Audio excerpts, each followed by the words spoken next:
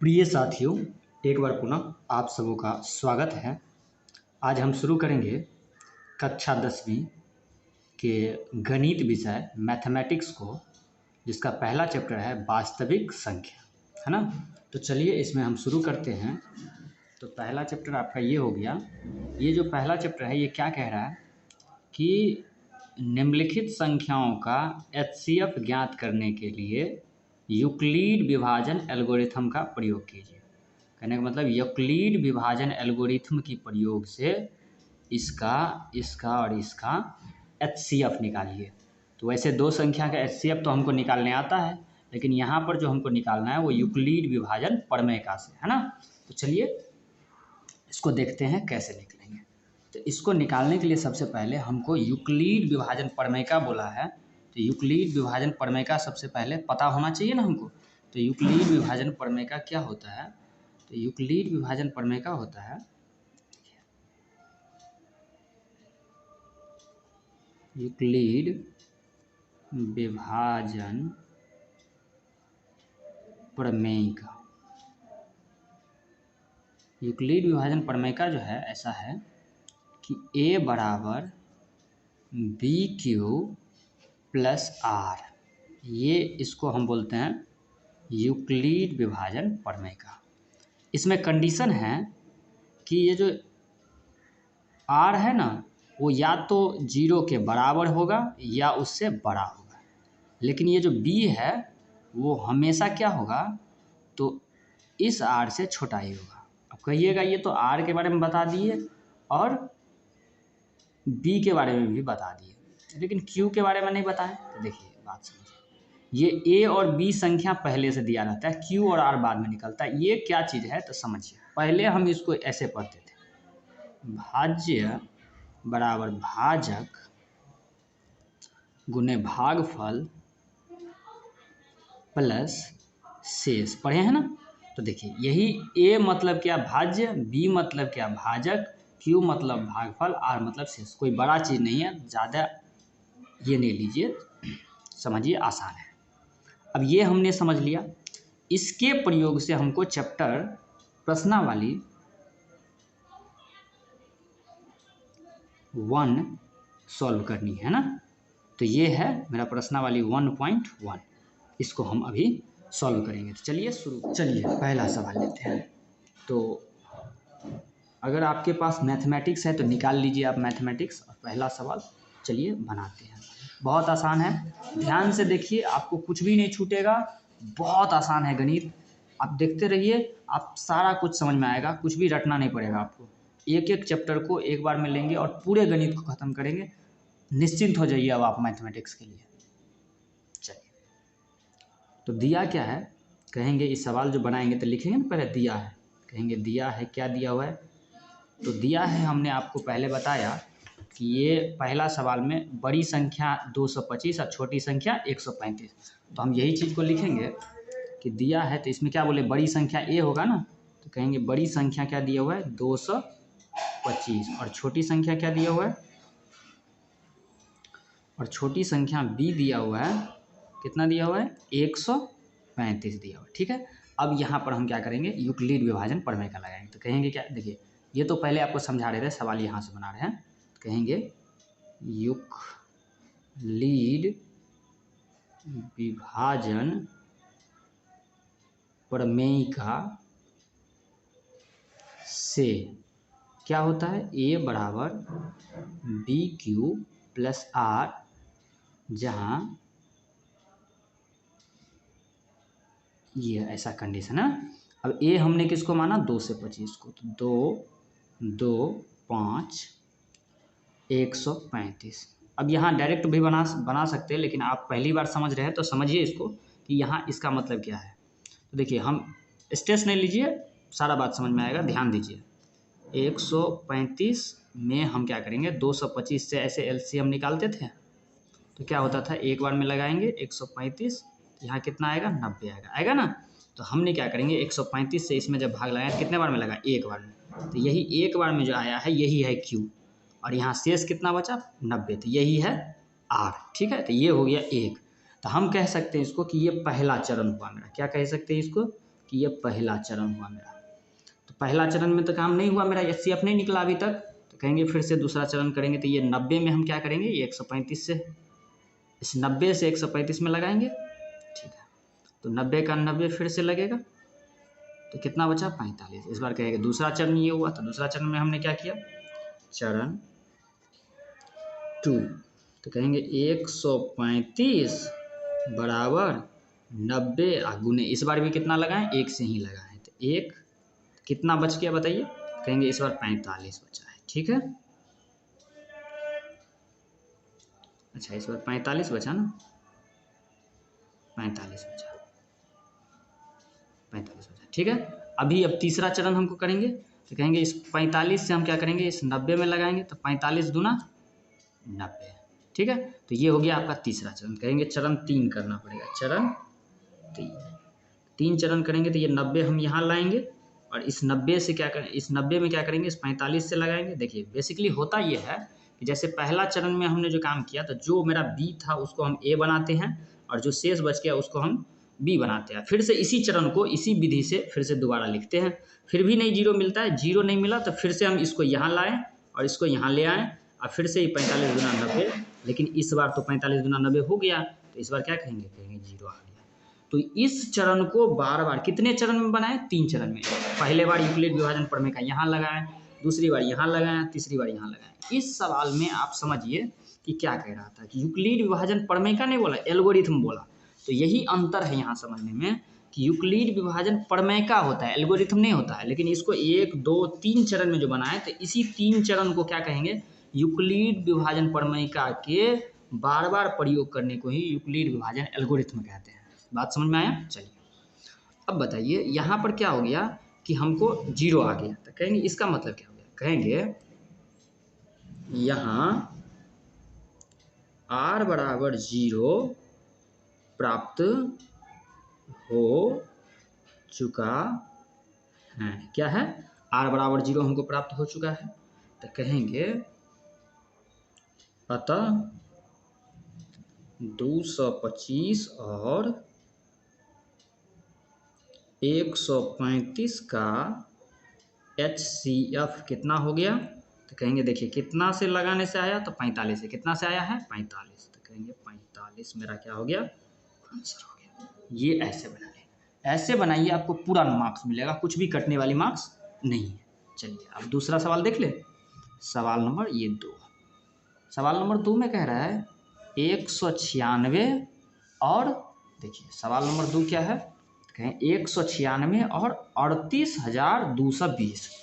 तो कहेंगे हमने बताइए ए बराबर यहाँ क्या दिया हुआ है, कहेंगे ए बराबर दिया हुआ है, दिया है ए बराबर दिया है 38,220, और बी बराबर क्या दिया हुआ है 196 और, है ना।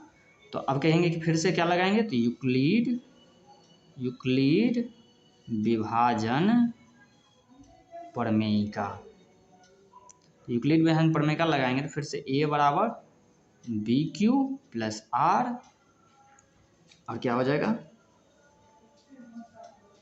ठीक है ये नहीं है तो रफ किए थे।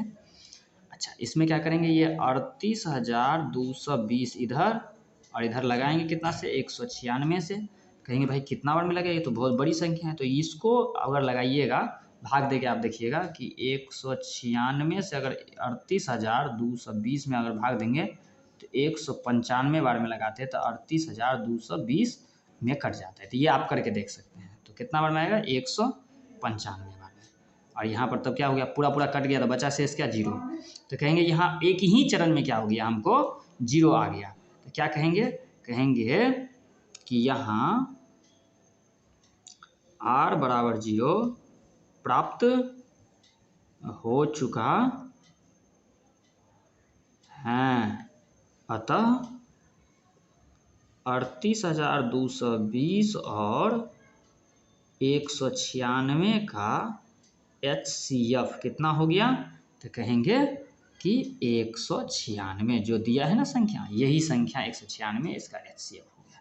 तो ये 2 सवाल हुआ आपका, ठीक है। चलिए अब सवाल नंबर 3 की बात, चलिए तीसरा सवाल देखते हैं, एक का सवाल नंबर 3। तो एक का सवाल नंबर 3 में दिया है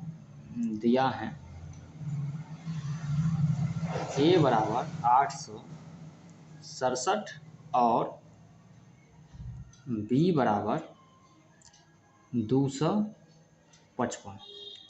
तो हम कहेंगे यूक्लिड विभाजन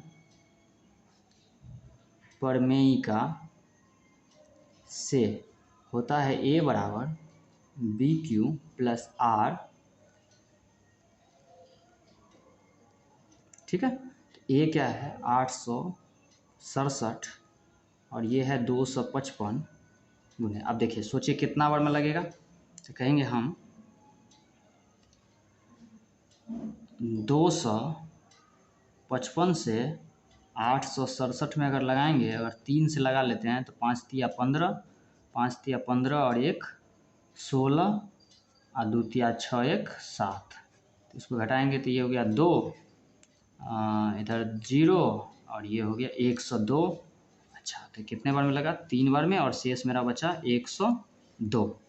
चरण 1 में अभी तक शेष 0 नहीं आया, तो फिर से इस चरण को क्या करेंगे, दोबारा करेंगे। तो दोबारा करेंगे तो ये हो गया चरण 1 चरण 2, तो 255 और 255 में हम इस बार कितना से लगाएंगे, तो 102 से। तो 102 से लगाएंगे तो 102 दूना 204। तो कहेंगे कि हम 255 में अगर 2 बार में लगाएंगे तो 204, कितना बचा? तो कहेंगे ये बच गया 1 और ये हो गया 5, 51। कितना आया? तो कहेंगे 51 आ गया। ठीक है, कहेंगे ये तीसरी चरण में भी 0 नहीं आया, तो कहेंगे फिर से एक चरण करिए। तो ये 102 को यहाँ लाएंगे और इस बार 51 से लगाएंगे, तो कहेंगे 51 दूना तो हो गया कितना 102। तो कहेंगे शेष आ गया कितना 0। अब शेष 0 जब आ गया तो क्या करेंगे, लिखेंगे यहाँ शेष r बराबर 0 प्राप्त हो चुका है ना। तो क्या कहेंगे, अतः 866 और 255 का HCF कितना हुआ? तो कहेंगे किससे पूरा आया 0? तो कहेंगे 51 से। 51 हो गया मेरा आंसर। ठीक है, तो उम्मीद करते हैं समझ में आ रहा होगा, है ना। चलिए अब चलते हैं नेक्स्ट सवाल की ओर। नेक्स्ट सवाल है मेरा, क्या कह रहा है, दर्शाए कि कोई भी धनात्मक विषम पूर्णांक इस रूप के होता है ना, धनात्मक विषम पूर्णांक। तो चलिए समझते हैं इस सवाल को। ये सवाल जो है बहुत अच्छा सवाल है, तनी ध्यान से आप देखिए, सारा समझ में आएगा। ठीक है, तो क्या बोला कि दर्शाए कि कोई धनात्मक पूर्णांक, ये हो गया सवाल नंबर आपका 2। तो धनात्मक विषम पूर्णांक, तो हम क्या करेंगे, मानेंगे, माना कि कोई धनात्मक विषम पूर्णांक क्या है, तो a है तथा b बराबर क्या लेंगे, तो b बराबर जो सवाल में a विषम पूर्णांक तो अपना मन से माने, और b बराबर क्या करेंगे, तो सवाल देखेंगे तब पता चलेगा। देखिए इसमें 6q दिया हुआ है ना, तो 6q दिया हुआ है, इसमें भी 6 है, इसमें भी 6 है, तो ये जो जिसके साथ q लगा हुआ है वो ले लेंगे b बराबर। तो b बराबर कितना लेंगे, कहेंगे 6। माना कि कोई धनात्मक विषम पूर्णांक a और b बराबर 6। तो कहेंगे अब यूक्लिड विभाजन प्रमेयिका से क्या होता है, a बराबर BQ प्लस R।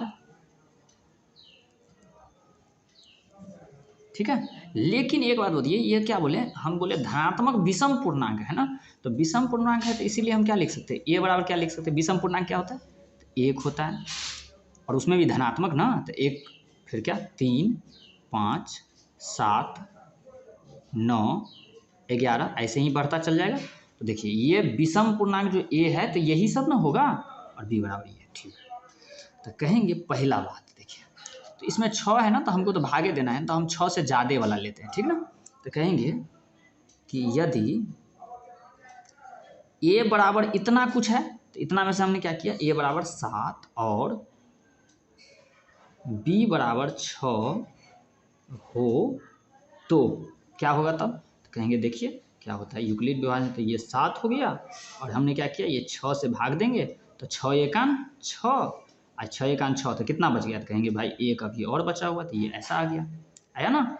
अब इसमें बताइए ये 7 बराबर क्या हो गया, तो कहेंगे 7 बराबर 6 और ये क्या है, ये, तो हम कहेंगे इसको हम ऐसे लिख ले क्यों, कहेंगे क्यों लिखे भाई, तो बताते हैं इसका मतलब, कहेंगे यहाँ q बराबर एक पूर्णांक है, क्या है ये, तो कहेंगे q पूर्णांक है, तो पूर्णांक है तो इसीलिए हमने पूर्णांक के जगह जहाँ जहाँ पूर्णांक होगा तो हम q के जगह पूर्णांक, q का मतलब क्या है पूर्णांक, तो ये हो गया एक पहला वाला स्थिति का। जब a बराबर हमने 7 लिया, a बराबर हम तो 5 भी ले सकते हैं, a बराबर हम 9 भी ले सकते हैं, a बराबर हम 11 भी ले सकते हैं, a बराबर हम उससे आगे 13 भी लिख सकते हैं। तो चलिए a बराबर इस बार हम क्या लेते हैं, 9 लेते हैं, तो कहेंगे यदि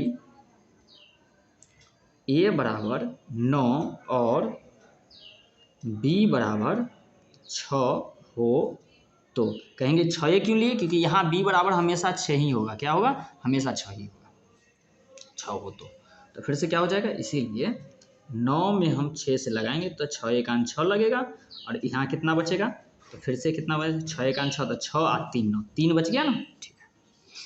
अब यहाँ पर देखिए फिर से ये एक पूर्णांक है, तो फिर से हम इस 9 को लिख सकते हैं 6q प्लस 3, कहेंगे यहाँ भी लिख लीजिए, कहीं q लिखे तो कहें q बराबर एक पूर्णांक है, पूर्णांक है तो पूर्णांक की जगह हमने q लिखा। फिर से अब देखिए 9 की जगह 11 से भी तो लगा सकते हैं, तो चलिए यदि तीसरा, यदि a बराबर 11 और b बराबर 6 हो तो क्या होगा, तो देखिए वही बात है फिर से, तो इसीलिए अगर जब ऐसा होगा तो क्या होगा, इसलिए 11 और बराबर में हम 6 से लगाएंगे तो 6 एकान 6 और 6 और 5 11, 5 बच जाएगा कि नहीं बचेगा, ठीक है। तो कहेंगे अच्छा ऐसा हो गया, तो ये क्या हो गया, 11 बराबर 6q प्लस 5, ठीक है, ऐसा हुआ 3 केस में, है ना। एक और केस देखें, और देख लेते कुछ, यदि a बराबर 11 के बाद हम 13 भी तो ले सकते हैं, ये भी तो विषम है, 15 भी ले सकते हैं, 17 भी ले सकते हैं, तो चलिए 13 लेते हैं, a बराबर 13 और b बराबर तो हमेशा 6 ही रहेगा, तो b बराबर 6 हो तो क्या हो जाएगा, इसीलिए जब ऐसा होगा तो ये 13 बराबर 6, इस बार 6 दूना 12 लग जाएगा ना, 6 दूना 12 और बचेगा क्या, 1 बचेगा, ठीक है। तो कहेंगे यहाँ इसको भी अगर लिखे तो 13 बराबर 6q प्लस 1, अब कहिएगा ये फिर से क्यों लिखे, यहाँ 2 आ गया, तो क्या q बराबर 2 पूर्णांक नहीं है ना, पूर्णांक ये भी है, ठीक है, तो ये भी हो गया। तो यहाँ पर अगर देखिएगा तो आप 3 को स्थिति यहाँ पर देखिएगा, ये आया और ये आया, अच्छा यहाँ आधा ने पूरा, ठीक है।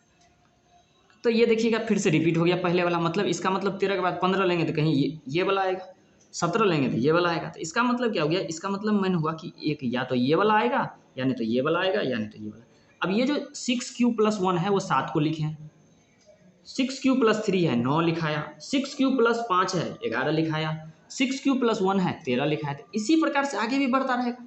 तो कह सकते अतः इस निष्कर्ष पर पहुंचे हैं कि सभी धनात्मक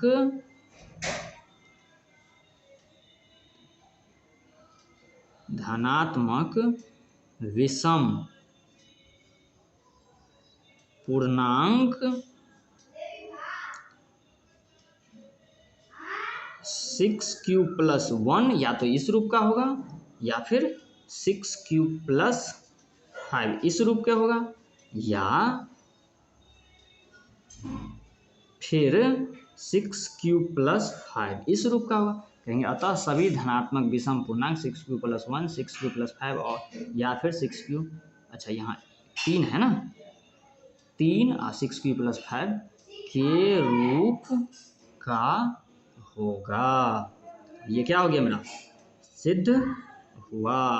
कहिएगा कैसे सिद्ध हुआ, तो भाई देखिए ना, अभी ये 7 को लिखे तो 7 धनात्मक विषम पूर्णांक है, 9 को लिखे ये भी विषम पूर्णांक है, 11 भी विषम पूर्णांक है, ये सिद्ध हुआ कि नहीं हुआ, हो गया ना।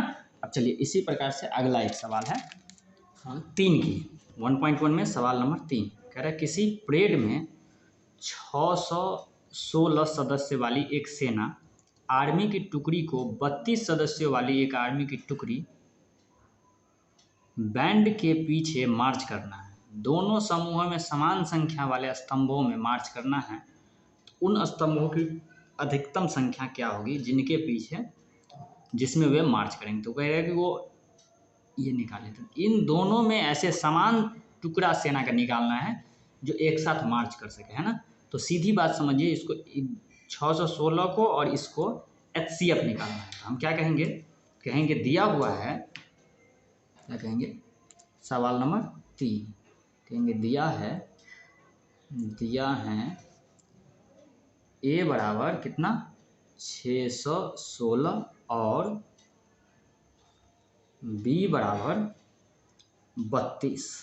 ठीक है, फिर से हम, चूँकि हम इसमें तो बोला नहीं है कि यूक्लिड से करिए, लेकिन चूँकि इस चैप्टर में हम यूक्लिड के बारे में पढ़ रहे हैं तो यूक्लिड से ही निकालेंगे। तो यूक्लिड विभाजन प्रमेयिका से A बराबर BQ प्लस R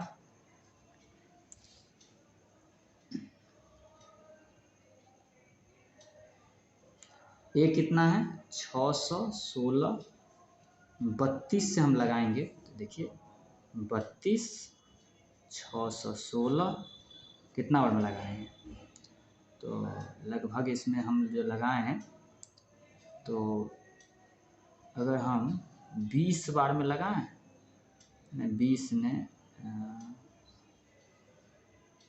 2 में 18, अच्छा अगर 20 से लगाते हैं तो 32 दूना 64, 240 हो जाएगा, ज़्यादा हो जाएगा। 19 बार में लगाते हैं, कितना बार में लगेगा 19, देखते हैं तो 32 19, 19 दूना 38, 3 19 थे 57, 57 और 3 60।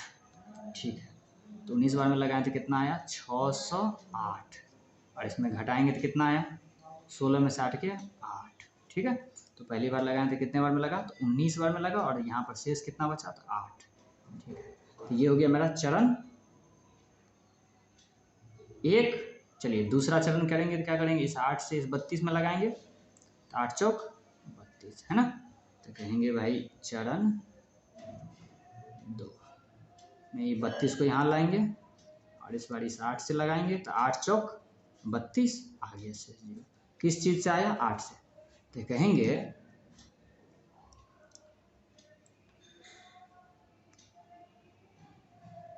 अतः क्या पूछ रहा था हमको पूछ रहा था स्तंभों में अधिकतम संख्या जिसमें मार्च करेंगे। तो कहेंगे अतः उन स्तंभों की अधिकतम संख्या जिसमें सेना मार्च करेगी कितना है तो 8 है। कहेंगे 8 की टुकड़ी में सेना मार्च करेगी। अच्छा, इसे कहेंगे ये क्यों लिखे 8, कहेंगे यहाँ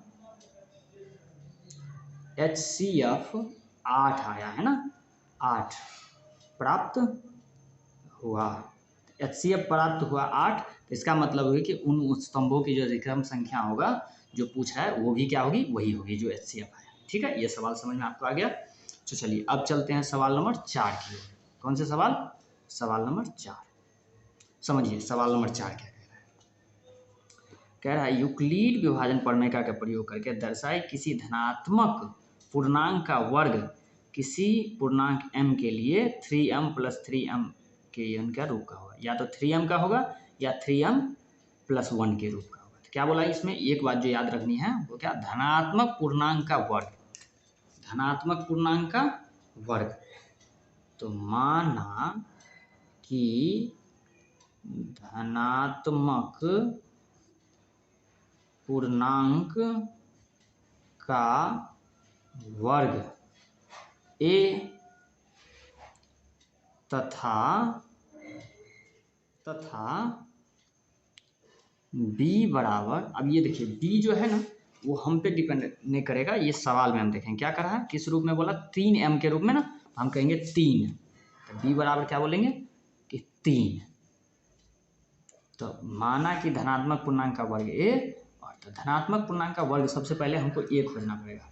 तो धनात्मक पूर्णांक का वर्ग, धनात्मक, इसीलिए धनात्मक पूर्णांक का वर्ग, धनात्मक पूर्णांक का वर्ग क्या होता है, देखिए एक भी धनात्मक पूर्णांक है तो इसका वर्ग 1 ही होगा, 2 धनात्मक पूर्णांक का वर्ग 4 होगा, 3 का क्या होगा 9 होगा, इस प्रकार से बढ़ते जाएगा। तो कहेंगे इसीलिए a बराबर क्या हो गया, 1 या नहीं तो 4 या नहीं तो 9 या नहीं तो 4 का वर्ग क्या होगा 16, इसी प्रकार से बढ़ता जाएगा, है ना। तो ये हो गया मेरा a का मान हमको यहाँ से मिला। ये तो हम समझा रहे थे आपको, ये वाला जरूरी नहीं है लिखना, ये हम समझा रहे थे कि धनात्मक पूर्णांक का वर्ग कैसे है। तो एक धनात्मक पूर्णांक है तो इसका वर्ग क्या हुआ, तो 1 गुने 1 मतलब 1, 2 का वर्ग 2 गुने 2 मतलब 4, 3 का वर्ग 3 गुने 3 गुने तो 9, और 4 का वर्ग निकालेंगे तो 4 गुने 4 मतलब 16, 5 का वर्ग निकालेंगे तो 25, ऐसे करके ये धनात्मक पूर्णांक का वर्ग हो गया। तो कहेंगे हम जब a बराबर 4 और b बराबर 3 हो तो, देखिए a बराबर तो हम इसमें से कुछ नहीं ले सकते ना, सारा है ना, तो हमने a बराबर 4 लिया और b बराबर तो 3 फिक्स ही है, तो ये इतना होगा, तब क्या होगा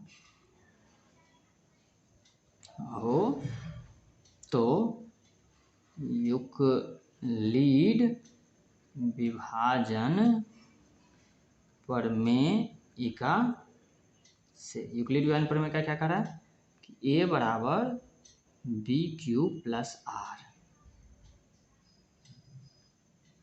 ठीक है। तो देखिए a बराबर हमने कितना बोला ये लेने के लिए, तो a बराबर बोला कि 4, तो 4 हो गया, b बराबर कितना है 3, तो 3 एकान 3, और इस बार शेष कितना बचा, तो 3 एकान 3 3 1 4, तो a, ये पहली बार आया। अब सोचिए इसी चीज़ को हम कैसे लिख सकते हैं, ऐसे लिख सकते क्या, 4 बराबर 3m प्लस 1, कहेंगे जहाँ 1 बराबर m पूर्णांक, हमने क्या बोला कि ये जो 1 हम जहाँ पर था ना वहाँ पर हमने m लिख लिया, क्यों, क्योंकि ये पूर्णांक है, ठीक है। तो ये वो बात होगी, ठीक है। चलिए अब दूसरी बात,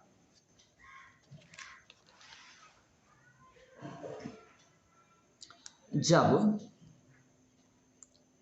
a बराबर, अब देखिए वर्ग तो a बराबर 9 भी होगा, देखिए समझिए a बराबर 9 भी है, तो हमने क्या किया, a बराबर 9 और b बराबर तो हमेशा क्या होगा 3 ही होगा ना, 3 हो तो अगर ये होगा तो यूक्लिड विभाजन प्रमेय से क्या होगा, 9 में हमने 3 से लगाएंगे तो 3 गुने 3 मतलब 9 पूरा आ गया, मतलब 0 आ गया इस बार। तो कहेंगे क्या हो गया, तो 9 बराबर 3q प्लस, अच्छा q नहीं यहाँ m ना, m 3q plus 3m plus 0, है ना, ऐसा आ गया। फिर कहेंगे अगला वर्ग क्या है, तो कहेंगे अगला वर्ग है 16, 16 या 25 हम ले लेंगे, तो कहेंगे जब a बराबर 16 और b बराबर तो हमेशा 3 ही रहेगा हो तो यूक्लिड विभाजन से क्या हो जाएगा, 16 बराबर 3 और 3 पंचे 15 और 1 बच जाएगा। तो कहेंगे इसे भी हम ऐसा लिख सकते हैं, 16 बराबर 3m प्लस 1, कहेंगे क्यों, तो कहेंगे भाई m बराबर 5 पूर्णांक है, इसीलिए हम 5 की जगह m लिख लिए, क्योंकि जहाँ पर पूर्णांक है तो ये ऐसा। तो इस प्रकार से देखिए, तो कहिए इस रूप का मिला, इस रूप का मिला, ये 3m प्लस 0 है, इस रूप का मिला, या नहीं तो कहेंगे 3 रूप। तो हम एक चीज़ हमको समझ में आया यहाँ से कि या तो 3m प्लस 1 का मिला, या 3m प्लस 0 का मिला, या फिर से 3m प्लस 1 का मिला, इसका मतलब आगे अगर और बनाएं तो इसका मतलब 3m + 0 फिर से मिलेगा हमको। तो कहेंगे अतः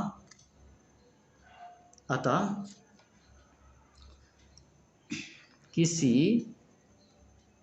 धनात्मक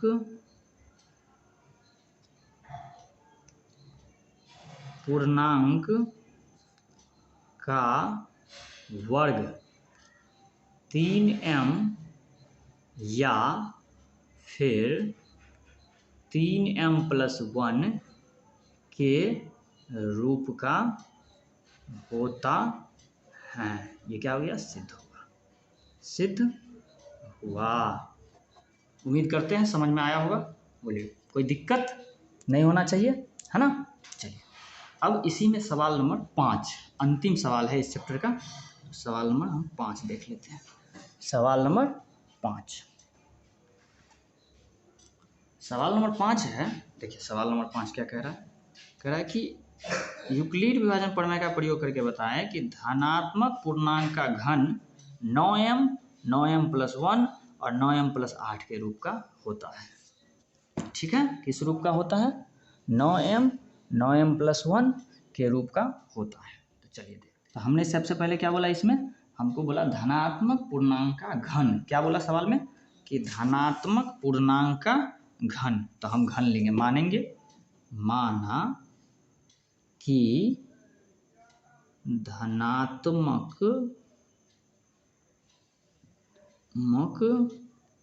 पूर्णांक का घन क्या? a और धनात्मक पूर्णांक का घन बराबर a और b तो हम बोलते हैं सवाल में से ही लेना है। तो देखिए सवाल में देखिए 9m, 9m, 9m, तो ये 9 लेंगे हम। b बराबर क्या? तो 9। ये चीज़ें हो गई यहाँ तक। अब कहेंगे ये सबसे पहले, इसीलिए a बराबर क्या हो जाए? देखिए क्या बोला? घन। तो बताइए घन। देखिए 1 का घन क्या होता है?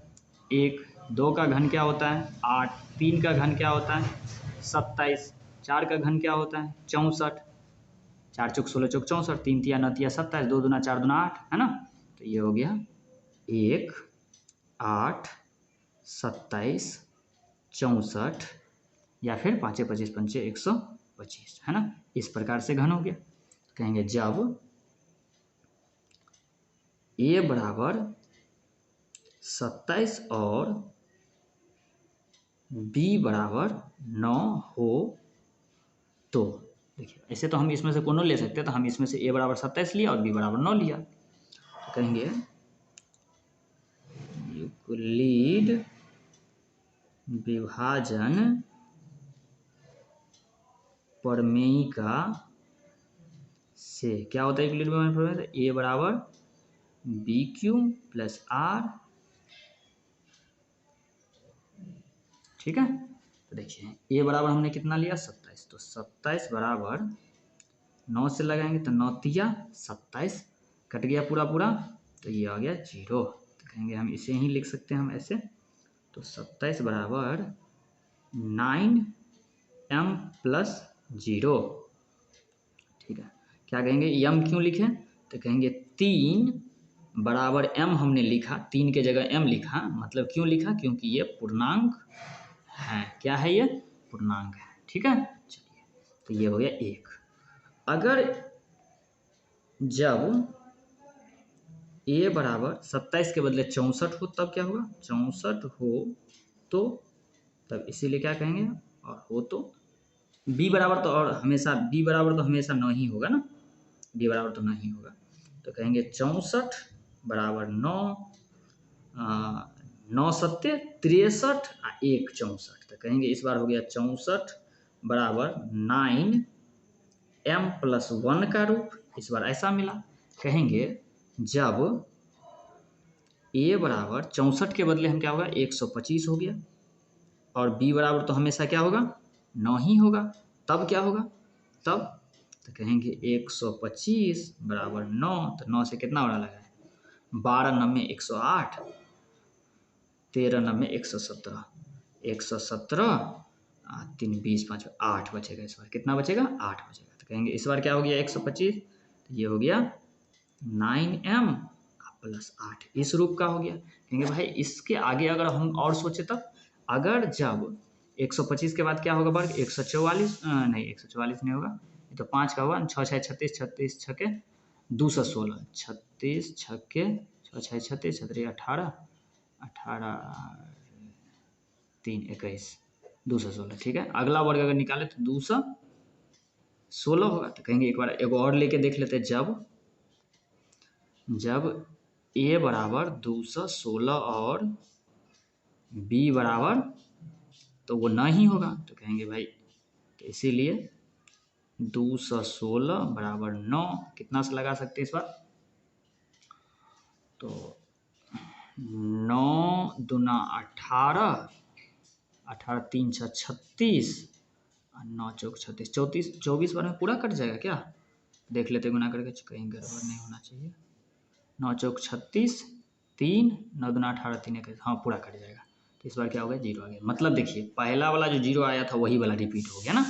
तो इस प्रकार हम कह सकते हैं कि हमने कितने केस करके देखा, हमने एक बार यहाँ ट्राई किया इस चीज़ को प्रूफ करने के लिए, दूसरा बार यहाँ, तीसरा बार यहाँ और चौथा बार यहाँ। मैंने कहने का इसमें से बहुत सारा संख्या होगा ना वर्ग वाला, लेकिन हमने क्या किया 4 गो संख्या लेकर के देखा। तो 4 बार में या तो हमको क्या मिल रहा है 9m आ रहा है, या 9m + 1 आ रहा है, या 9m + 8 आ रहा है, या 9m, फिर से देखिए यहाँ पर क्या हो गया 216 बराबर क्या हो गया 9m, है ना। क्यों कहिएगा, तो क्योंकि 24 क्या है पूर्णांक है, तो हमने पूर्णांक की जगह m रखा है ना। तो ये वाला, तो कहिएगा या तो 9m आएगा, या 9m 8 आएगा, या 9m 1 आएगा, या फिर 0 आएगा। तो कहेंगे अतः सिद्ध हुआ कि धनात्मक पूर्णांक का घन 9m या फिर 9m + 1 या फिर 9m + 8 के रूप का होता है। यही तो सिद्ध करना था हमको, सिद्ध हो चुका है। बताइए आपको कोई दिक्कत तो नहीं हुआ। देखिए एक भी सवाल में दिक्कत नहीं होगा, अगर दिक्कत हो रहा है तो आप कमेंट में लिखिए। चलिए अब मिलते हैं हम आपसे, इसमें भी लगभग 7 गो सवाल है, इन 7 सवाल को हम आप लोगों से बहुत जल्दी मिलते हैं। ठीक है, चलिए तब तक होगा आप सबों का बहुत बहुत धन्यवाद हमारे साथ जुड़े रहने के लिए। आप लोग इस वीडियो को उन तक ज़रूर पहुँचाएं जिन्हें इनकी ज़रूरत है। चलिए आपका धन्यवाद, आपका दिन शुभ।